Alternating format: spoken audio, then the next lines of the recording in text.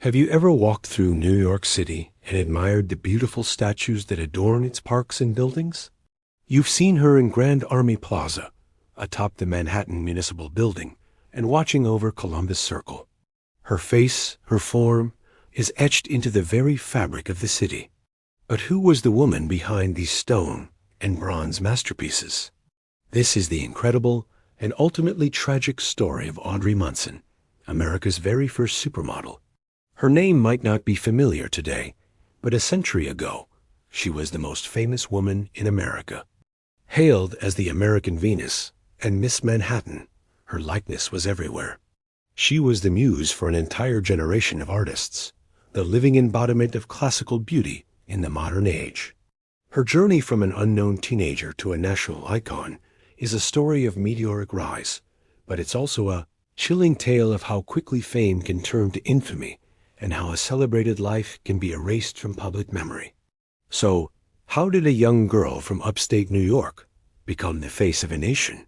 Let's go back to the beginning. Born in 1891, Audrey's life took a dramatic turn when she and her mother moved to New York City. The story goes that at just 15 years old, she was window shopping on Broadway when she was spotted by the renowned photographer Felix Benedict Herzog. He was struck by her perfectly proportioned features, seeing in her the ideal of Greek sculpture. He introduced her to his circle of artist friends, and just like that, Audrey's career was launched. She quickly became the most sought-after model of the Gilded Age. Sculptors and painters were captivated by her. Her body wasn't just beautiful. It was considered the perfect human form. Think about that for a second. In an era before Photoshop and digital enhancements, her natural physique was seen as the absolute pinnacle of aesthetic perfection. Artists didn't need to idealize. They just needed to capture Audrey as she was. Her resume reads like a tour guide of New York's greatest hits. That golden statue of Civic Fame on top of the Manhattan Municipal Building? That's Audrey, the figure of memory in the Strauss Park Memorial. Audrey again.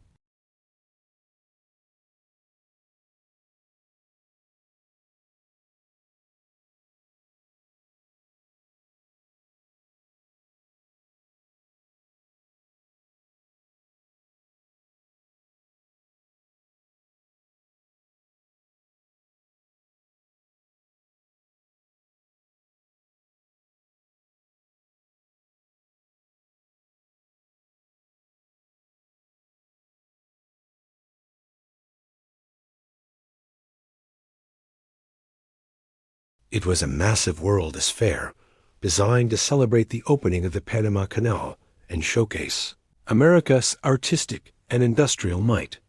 And at the heart of it all was Audrey Munson. It is estimated that she was the model for a staggering 3/5 of all the sculptures at the fair. She was dubbed the Exposition Girl. Her face was on posters, postcards, and souvenirs. If you went to that fair, you couldn't escape her. She was the living, breathing symbol of the event.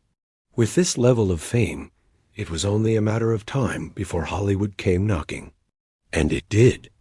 Audrey transitioned from the artist's studio to the movie studio, starring in 4 silent films. Her first film, Inspiration, released in 1915, was groundbreaking.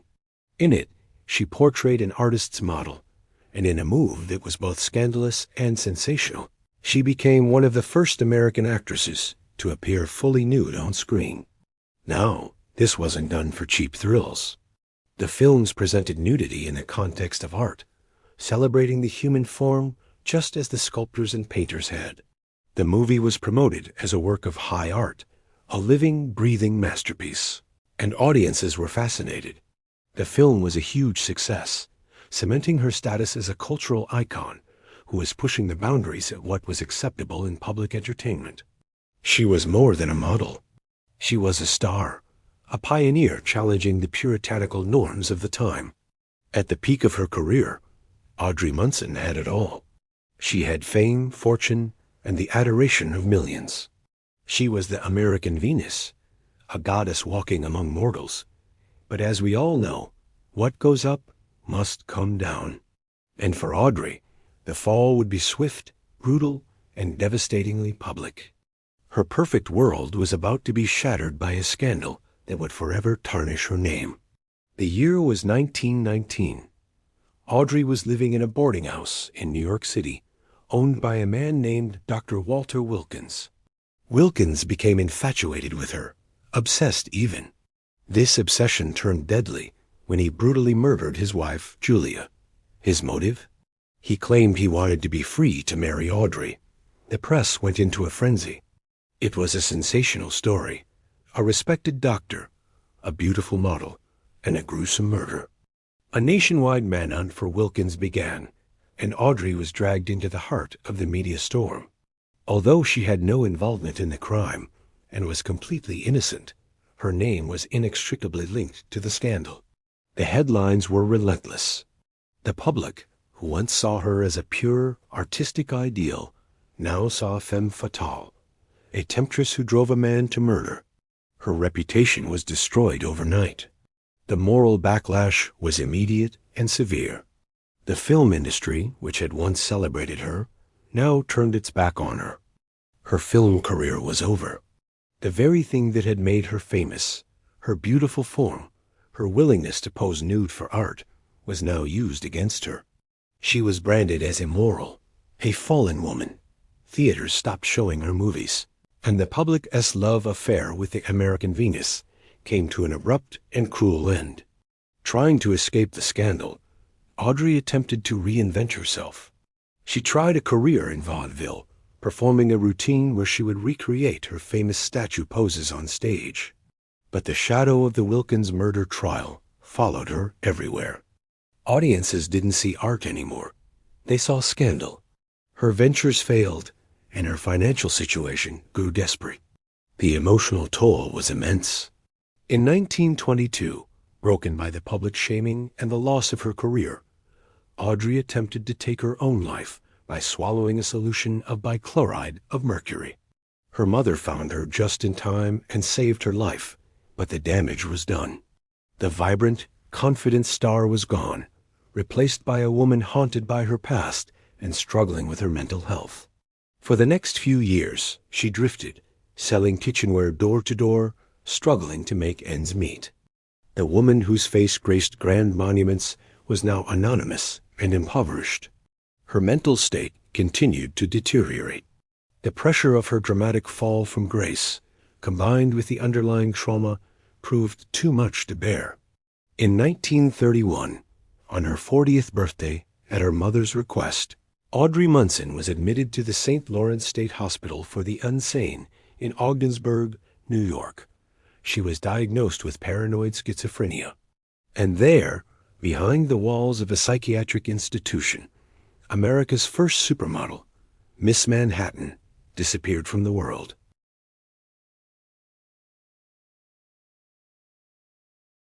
The world she had once captivated moved on and forgot her. While millions of people walked past her likeness every day in the streets of New York, the real Audrey lived a quiet, secluded life, her story unknown to the generations that followed.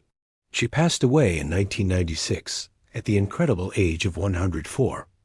She was buried in an unmarked grave in a small town in upstate New York, a final tragic symbol of a life erased.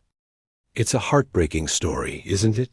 A story about the dizzying heights of fame and the crushing lows of public condemnation.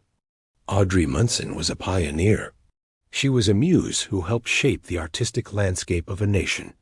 But she was also a victim of her time, a woman whose career was destroyed by a scandal she had no part in, and a society that was quick to judge and even quicker to forget. But her legacy is not entirely lost. Thanks to the work of historians and authors, her story is being rediscovered. We are beginning to remember the woman behind the statues. The next time you're in New York City or San Francisco or any of the many places her image stands, take a closer look. Think of Audrey. Think of the vibrant young woman who lit up the art world, the trailblazing actress who challenged conventions, and the tragic figure who spent a lifetime in the shadows. Her stone and bronze figures remain, silent and beautiful, a permanent part of our cities. They are a testament not only to her beauty, but to her incredible, forgotten life.